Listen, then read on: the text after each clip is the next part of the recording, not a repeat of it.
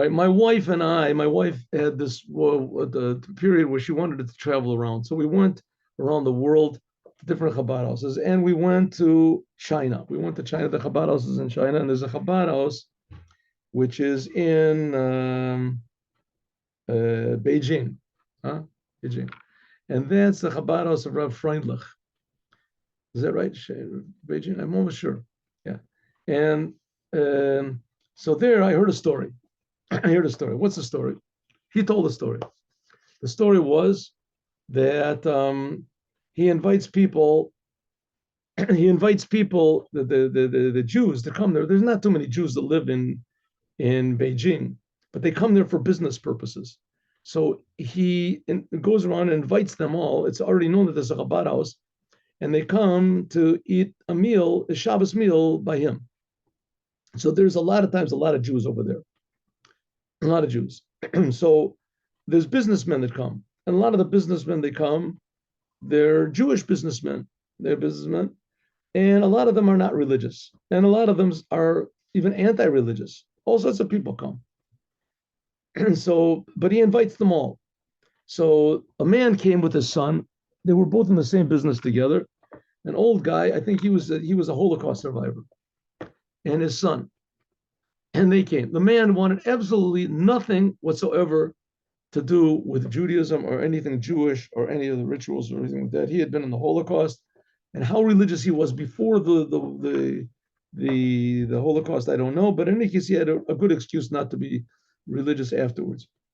And so that now they're stuck in Beijing in their hotel room, and comes Shabbos. So the son says, "Listen, Dad, I'm going to go to the Chabad house. There's people there." He says, "Not me, not for me." He says, "What are you going to do? Sit in the hotel room? There's nothing what to do here.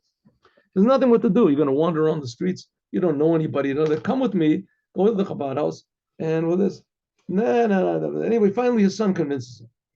So he goes to the Chabad house. There's the prayers. So first of all, they pray beforehand, and it's sort of lively. You know, they sing some songs. The rabbi says a nice story, a nice joke, a nice this, a word of Torah, something short. And the people are very friendly and are shaking hands. You know, and he also forces a smile. And afterwards they eat the meal. Go to the meal. Oh, the meal, okay. So they go eat the meal. They're eating the meal. They're all sitting together. And he says, oh man, I hope I remember the story. So they go around and everybody has to tell a story.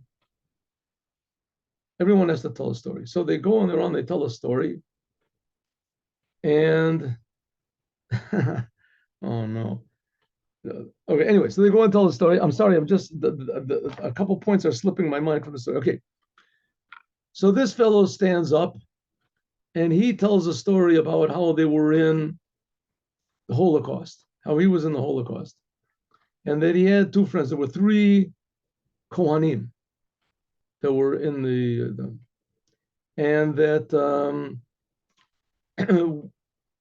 they were in the Holocaust together. And he told a couple of stories. There was one of the stories that he told, and that's a story that's skipping in my mind.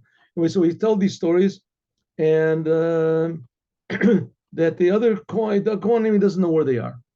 He doesn't know where they are, and that that's his story. He went through the Holocaust, and that they were bosom friends, and they were very close. And one of them was taken to another camp, and the other one, after the Holocaust, they separated, and he doesn't know where they are. The three Kohanim. So he's telling the story. So a lady from the crowd stands up, right? This is Reb Freundlich is telling the story that had happened previously. So he's telling the story. A lady from the crowd stands up and says, "Which camp were you in?" He says, "I was in Treblinka, wherever it was." He said, "And the other Cohen, and what's your name?" He says, "My name is George Katz or something." He said the other Cohen, was his name Shmerel Kagan? He said, "Yeah." He said, "Well, that's my father." I said, "What? That's your father? I don't believe it."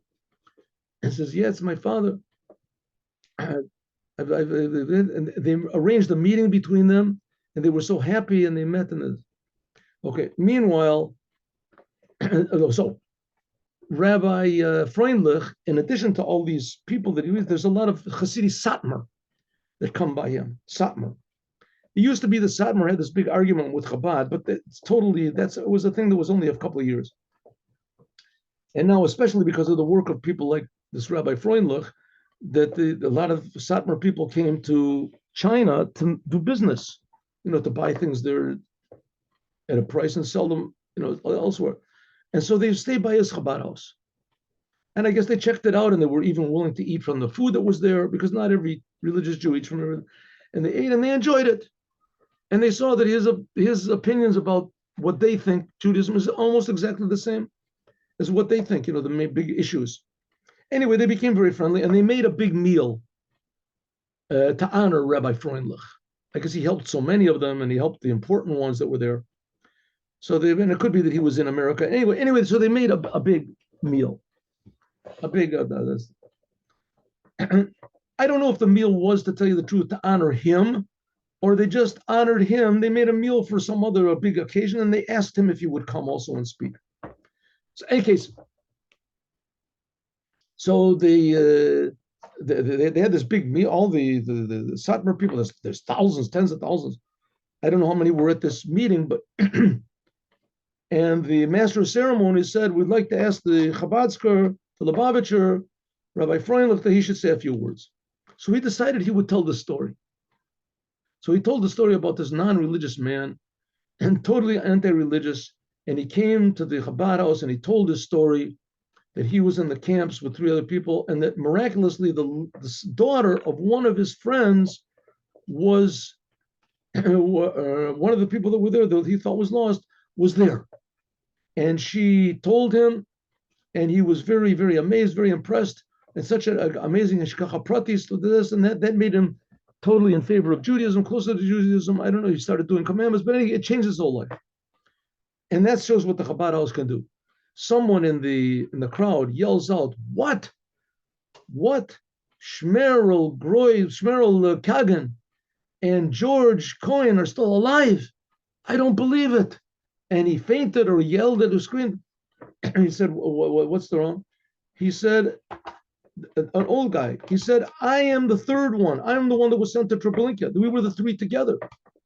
I'm the third one that was with them, that they didn't know where it was. So it ended up that by means of the story, he united all 3 of them together by means of hashgacha pratis. And what does hashgacha pratis mean? Hashgacha pratis means that everything that happens in the world, God directs. And not only does God direct everything that happens in the world, but everything is connected to everything else. So it's one big sort of symphony of God's direction and planning. And not always do we see it, but sometimes we do. And this is an example where they did. Have a good day with Mashiach. Now, thank you very much. See you tomorrow, 8:15. Thank you. Thank you very much. Thank you. So how do I turn? So there we go.